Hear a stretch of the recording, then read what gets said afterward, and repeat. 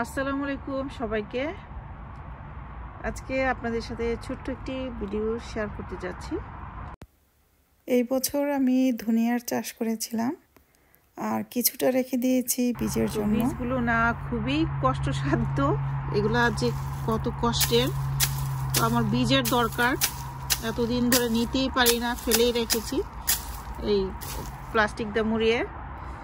তো আজকে মনে হলো যে আমার বীজ লাগানো দরকার এখনই, যেহেতু ঠান্ডা চলেই আসছে। এখন নাগালে জানুয়ারি মাসে এগুলো আমরা পাবো। তো এই যে কাঠটা দিয়ে বাইরে আমি সব ফেলতেছি, যে দেখেন কি পরিমাণ ধনে পড়তেছে। হয়তো বা সব নিব না, দরকার নাই, সবই তো পাওয়া যায়, কিন্তু উপলব্ধি করছি যে কি পরিমাণ কষ্ট করে কৃষক ভাই বোনেরা যারা চাষ করেন, আমাদের জন্য সব কিছু রেডিমেড করে দেয়। তো তাদের জন্য ন্যায্য মূল্যটা কখনো তারা আদায় করতে পারে না, খুবই কষ্টকর। আমি নিজে চাষ করে সবসময় উপলব্ধি করি আসলে দাম আসল লোকেরাই, যারা কষ্ট করে তারা পায় না। তো এই যে দেখতে পাচ্ছেন কত কত ধনিয়া পড়তেছে, অনেক ধনিয়া, সব নিতে পারবো না। আমার যতটুক দরকার আমি নিয়ে ফেলে দিব। খুবই কষ্টকর যে পড়তেছে না, কিন্তু প্রচুর প্রচুর পরিমাণে এইভাবে কাঠটা দিয়ে বাড়ি দিতেছি, পড়তেছে। যে অনেক হয়েছে, আমার আর লাগবে না। আজকের আকাশ খুবই ঘোলাটে, কাল থেকে মোটামুটি ভালোই ঠান্ডা পড়বে। এই যে গাছপালার অবস্থা সব শেষ, এখন আর কিছু নেই। বাকি গাছপালা সব নিয়ে গেছি বাসায়। মরিচ গাছ হয়েছে, কিছু মরিচ।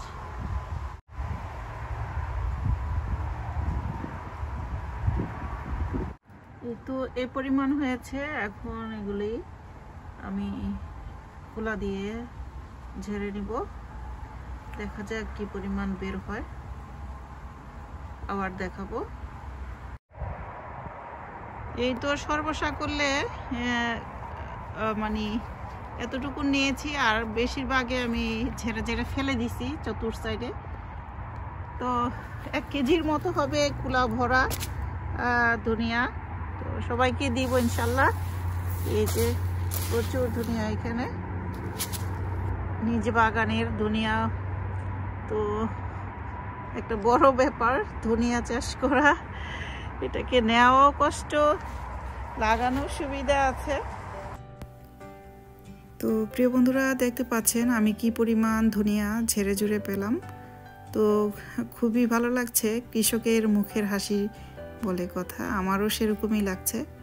যদিও অনেক কষ্ট হয়েছে, এটাই। আপনাদের কারোর যদি এক টুকরো পেকেয়ার থেকে থাকে, আপনারাও কিন্তু ফলাতে পারেন এবং অর্গানিক শস্যগুলো এবং সবজিগুলো খেতে পারেন। তো ফেলে রাখবেন না। তো আমি আজকের মতো বিদায় নিব, নতুন ভিডিও দেখার আমন্ত্রণ জানিয়ে। সে পর্যন্ত আল্লাহ সবাইকে ভালো রাখুন, সুস্থ রাখুন। আসসালামু আলাইকুম, আল্লাহ হাফিজ।